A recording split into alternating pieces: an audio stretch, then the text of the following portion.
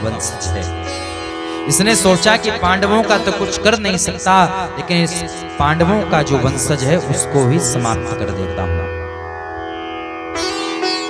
और अश्वत्थामा ने पुनः ब्रह्मास्त्र उत्तरा की ओर छोड़ा,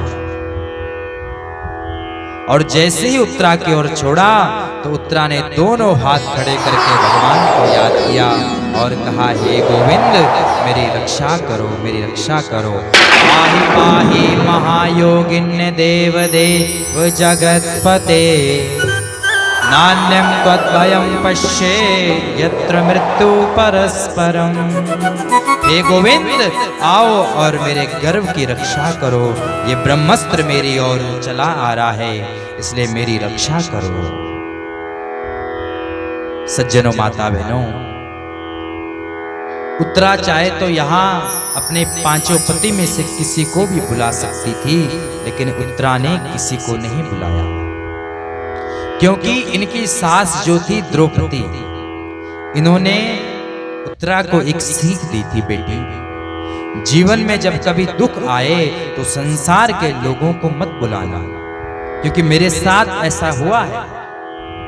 जब भरी सभा में मेरा अपमान हो रहा था, मेरा चीरहरण हो रहा था, तो बड़े बड़े महात्मा लोग बैठे थे वहां, द्रोणाचार्य, पितामह भीष्म, बड़े बड़े संत बैठे थे, लेकिन जब मैंने आवाज लगाई तो कोई नहीं आया, कोई नहीं आया। और अंत में जब मैंने कृष्ण को याद किया, वो कृष्ण आया, और जब मेरी साड़ी को खींचा जा रहा था तो वो साड़ी में समा गया, और ये साड़ी खींचते रह गए, लेकिन वो साड़ी खत्म नहीं हुई, और उस कृष्ण ने मेरी लाज को बचाया। इसलिए बेटी, जीवन में कभी दुख आए तो तू भगवान को याद करना, संसार के लोगों को याद मत करना। और आज उत्तरा ने यही किया, किसी को नहीं बुलाया, केवल भगवान को याद किया।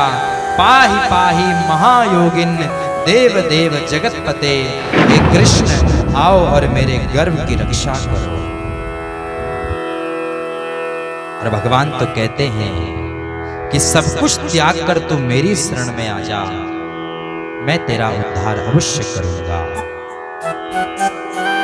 जैसे ही उत्तरा ने बुलाया, भगवान आए, बताओ देवी क्या चाहती हो? उत्तरा ने कहा, महाराज मुझे अपनी फिक्र नहीं है, बस मेरे गर्व की रक्षा हो जाए, मैं यही चाहती हूं। यदि अपनी रक्षा की बात करती तो हो सकता है उत्तरा बच जाती और गर्व नष्ट हो जाता, लेकिन गर्व की रक्षा की बात करी है तो गर्व की रक्षा तभी होगी जब मां भी जीवित होगी। और यहाँ अश्वत्थामा ने ब्रह्मास्त्र छोड़ा और उत्तरा के गर्भ की और ब्रह्मास्त्र बढ़ रहा है।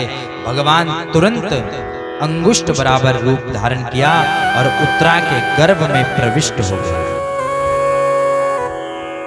सुदर्शन चक्र को आदेश दिया और उत्तरा के गर्भ के चारों ओर परिक्रमा करने लगा। जो ब्रह्मास्त्र आया था उसका जो तेज था वो वापस चला गया और यहाँ नन्हे से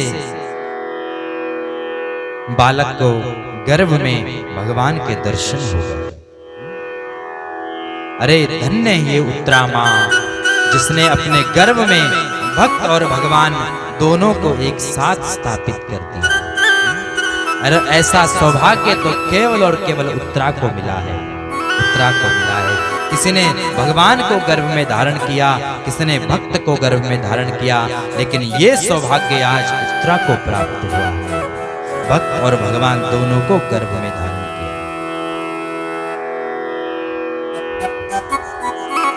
उत्तरा के गर्भ की रक्षा करी और अब भगवान द्वारिका जाने को तैयार हुए। लेकिन मां कुंती ने देखा कि भगवान ने इतना बड़ा कार्य किया है, कोई धन्यवाद भी नहीं दे रहा, इसलिए मां कुंती भगवान के पास गई और भगवान को प्रणाम करने लगी। भगवान ने कहा, बुआ ये उल्टी गंगा क्यों बहा रहे हो? मैं तुम्हारा भतीजा हूं, प्रणाम तो मैं करूंगा, लेकिन आप मुझे प्रणाम कर रही हो। मां कुंती